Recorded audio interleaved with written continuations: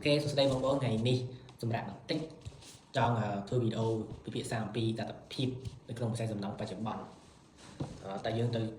ចុះបញ្ជីបើក្រុមហ៊ុននាំហត់ទៅអីបើគ្រាន់តែយើងស្គាល់គេមានតំណែងល្អមានខ្សែស្រឡាយល្អយើងរកគម្រោងធ្វើបានដូចតែគ្នាហ្នឹងអញ្ចឹងយើងនឹងធ្វើការពិភាក្សាទៅលើប្រធានបទមួយនេះនិយាយត្រង់ចុះនៅក្នុងស្រុកយើងអ្នកបញ្ចុះបញ្ជីភាគច្រើនគឺចំណេញជាងអ្នកចុះបញ្ជីច្រើនណាដោយសារអីទី1មិនបាច់បង់ពន្ធ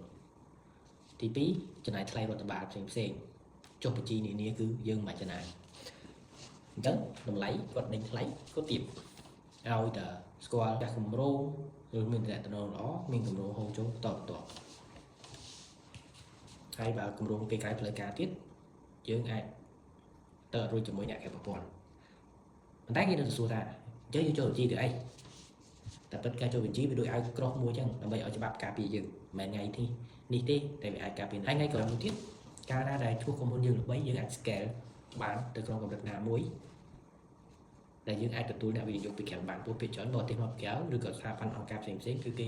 មករកក្រុមហ៊ុនចុះបញ្ជីជាជាងក្រុមហ៊ុនក្រៅប្រព័ន្ធដោយសារ